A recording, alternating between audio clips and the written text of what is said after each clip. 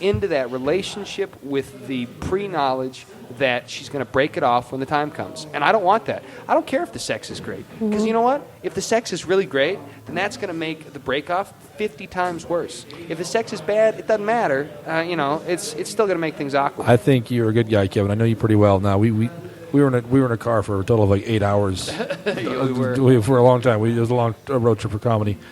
And I can tell you this, my own personal opinion, this is my own little pop psychology, is that if you don't want to get hurt, you don't put yourself out there. You know what I mean? You don't know if that's a girl. There was a girl in Pueblo I met, and I was just stupid. I was young, dumb, didn't see it, and I just blew it off, you know.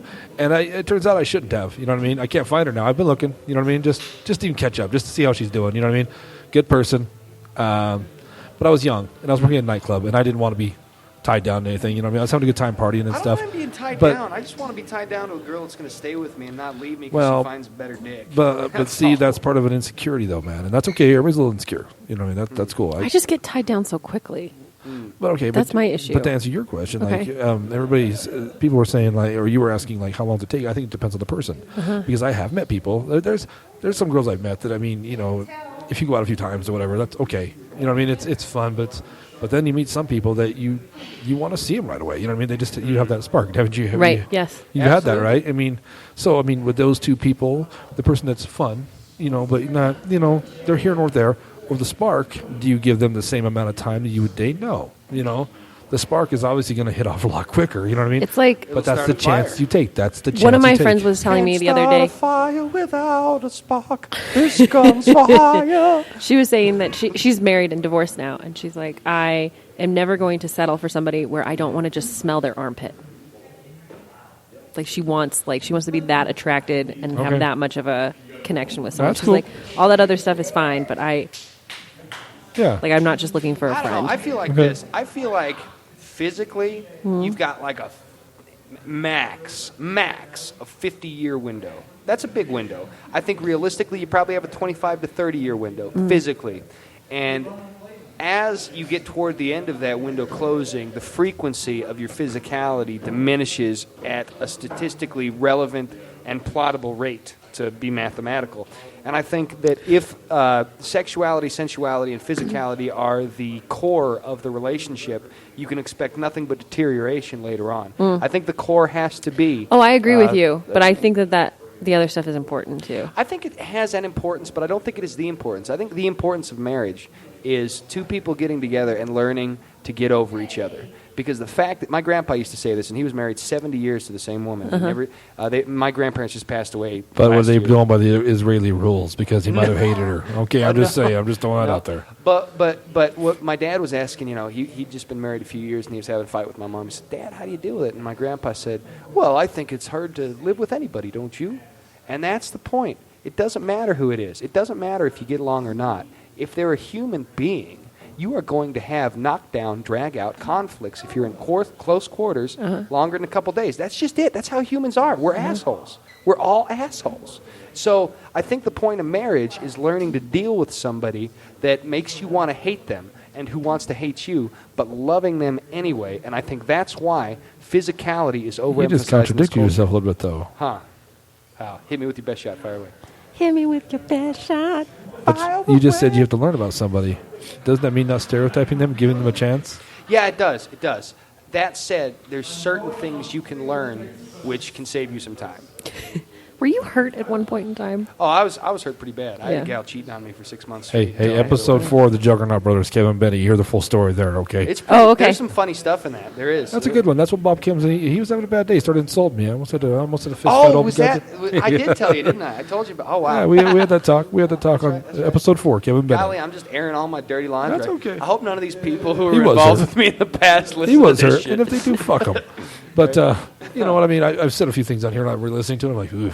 Yeah. Oh, well, it's out there. On a complete side note, it's not because of the topic at hand, but we are starting the open mic in 15 minutes. I need to set up the room here. Oh, okay. Well, we're gonna knock it off here, and I guess this turned into a Valentine's Day episode. Oh my God! It totally did. It was a prequel. So I want to thank whoever stuck it out for the first half hour of this episode where we learned about Kirsten's mom, and there was about some beers and just a bunch of weird, crazy shit. Yep. But it was fun. It was a good. I like having you guys on. It was always good, and we'll do this some more. And real quick, let's give some plugs. How do I find Dr. John's again? What's the address? Well, what was the address for this? It's 242 North College. So Dr. John's is 241 North College. So just go to 242 North College and look left. Is that how we? Okay. By left, we mean west. Okay. Anything coming up on the horizon for either of you?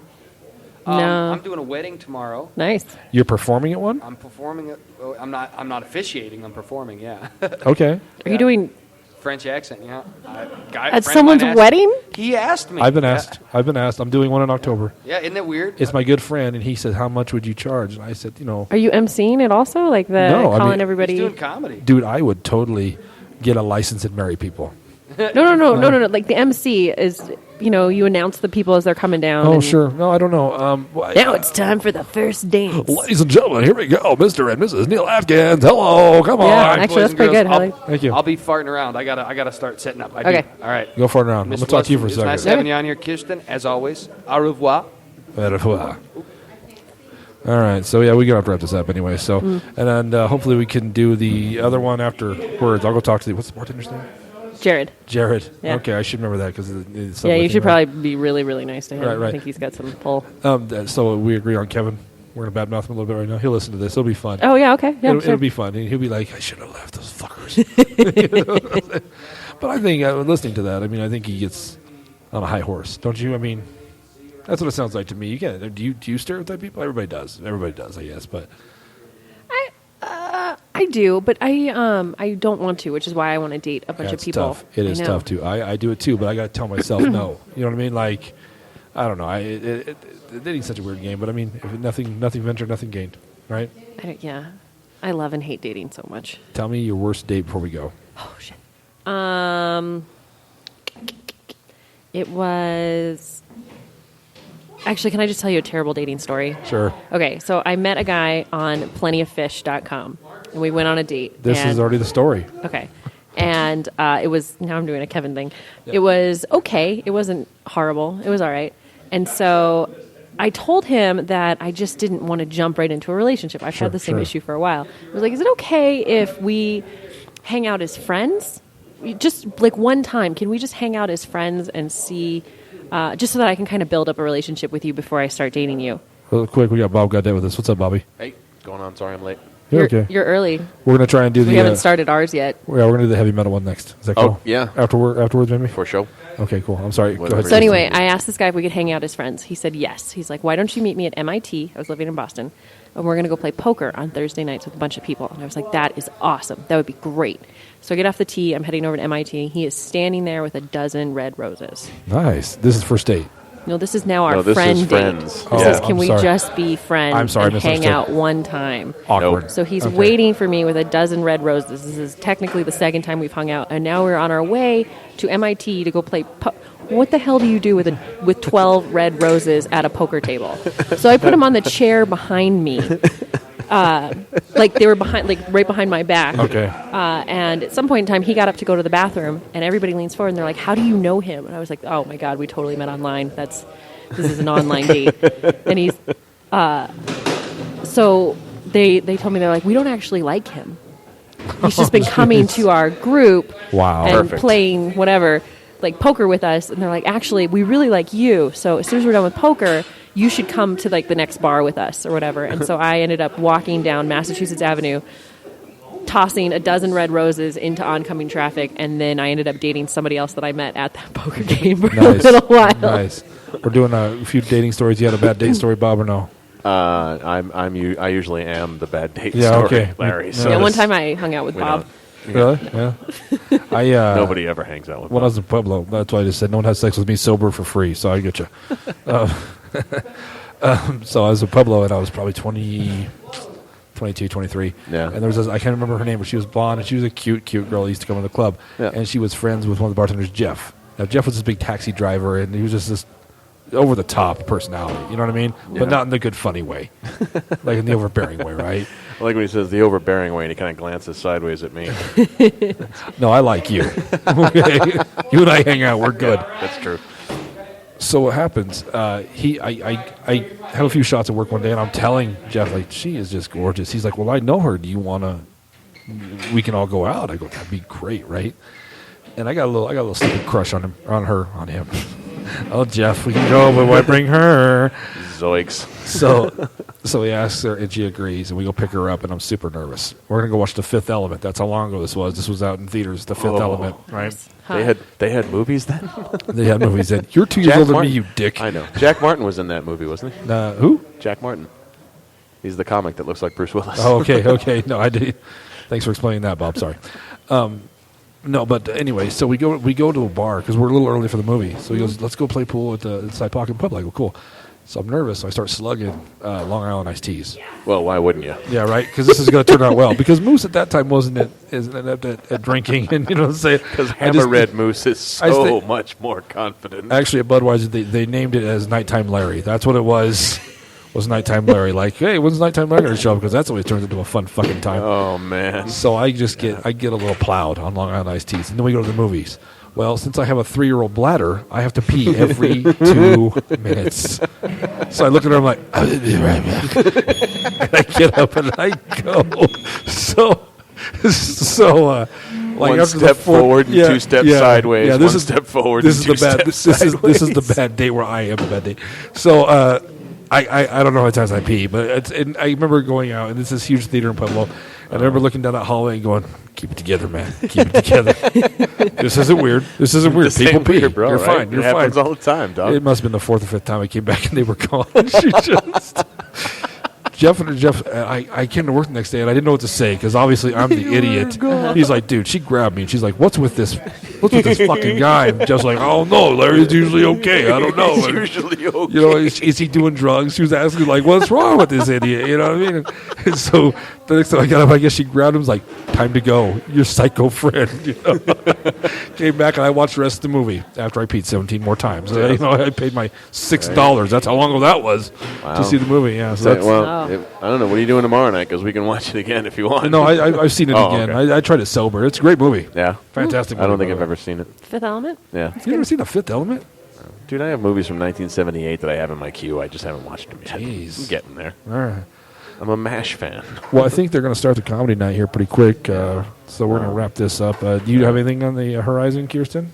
I don't think so. Bobby? No, but I did have a bad date story. I can try and tell it quick. Let's hit it. Probably not possible. I want to hear it. All right. So a friend of mine and I, we were in high school, and we were both interested in I was interested in one girl, he was interested in another girl, and they were good friends. They hung around all the time. Okay. So we decided that it would be a good idea if we got together to woo these women, because he had a lot of really good ideas, and I was dumb enough to not poke holes in those ideas. Power in numbers, man. Power in numbers. Yeah. So he got the brilliant idea that we would invite them over to his house, his mom's house, and we would cook dinner for them, which is fine, except that I can burn soup.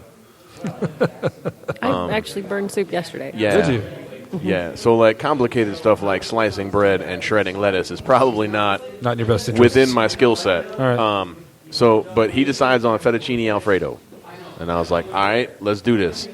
So we get the ingredients because we're going to make it. We're not just going to thaw it out, you know? Because you're a real man. I got you. Because we were trying to impress these people. And we had candles, and we had sparkling cider because none of us was 21.